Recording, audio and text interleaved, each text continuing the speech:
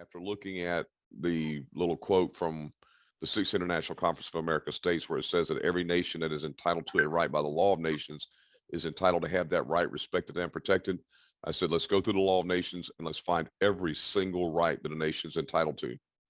Because if they're entitled to have it respected and protected, that's what we're going to ask for. And asking for help is actually called a perfect right. So we have a perfect right to ask, especially now that I'm re-looking at all the words and going through all the different resolutions going, wait a minute, what does it mean to establish? What does it mean to emerge? Well, it says emerging into another political status. Well, what does it mean to emerge? Babies don't emerge full grown. Matter of fact, babies need a lot of help. So, I'm looking at all these different terminologies, and that's why when I had originally written points and authorities, if you look at what I put in there, I put a claim of word meanings. Well, I'm going to do that in phase 2 of this. It's going to be lots of different meanings on words. The reason we did it before, when I was dealing with David Wynn Miller and Russell Gould and all that, we had our own glossaries in these court cases that we did, and the reason is to try to stop their arbitrary, judiciary discretion over defining words. But the question is like, how, when is enough, right? How much do you actually have to learn? Even according to the law of nations, if men were always equally fair, just, and enlightened, then the law of nature would be obviously sufficient for anyone. Okay, well, that's not that complicated. It's in the Law of War desk reference book, where they have a graph in there, they have a chart, they have a flow chart. And you're looking at the law of peace. Well, it goes from international law, public and private. And under public international law, you have the law of war and the law of peace. And under the law of war, you get this massive hierarchical structure. And under the law of peace, you ain't got shit. Why? Because you don't need a hierarchical structure if people were at peace. And that's along the same lines of looking at that, you cannot have peace without justice. And you can't have justice without truth. And we don't live. It's like, I want to rewrite their little thing about, their declaration where it says that became the model. And I'm like, I got to thinking about it. It's like, well, wait a minute.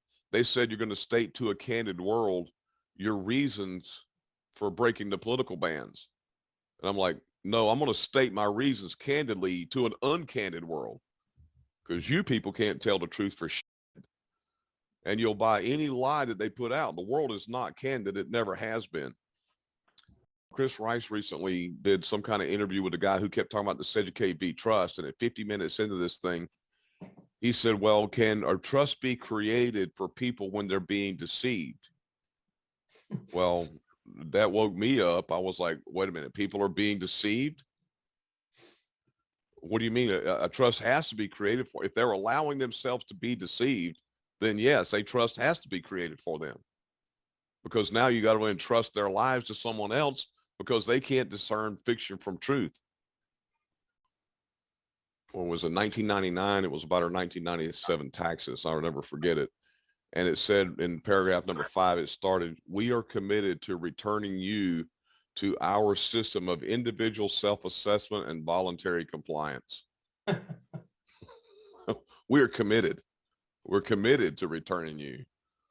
Well, what would be the reason behind that? Well, the reason behind that is because you contracted to be that. As soon as you entered into the banking system, because people over here will argue, well, Title 26 was never passed in the positive law. I'm like, yeah, but it's in the bank contract. It's in the bank contract. You're going to follow Title 26. Well, I didn't see that. I'm like, yeah, they didn't show it to you, because you wanted, it's like no different than that mortgage. You wanted that house so bad, you were willing to go down to the bank and commit fraud. You accepted the summary bond note. The contract is an extension of it. Yep. If you're enjoying the content on this channel, don't forget to subscribe, like, and hit that bell icon so that you don't miss any future updates. We live in a world now where propaganda and censorship are the rule of the day. YouTube presentations, Facebook presentations, or any other presentation will not have completed information. If you'd like to see a complete interview, plus more content like this, then please subscribe to my Patreon, David Williams Unleashed, and then check out our membership site, Get Out of the System, because you can't get out of this system until you get the system out of you. Thanks for watching.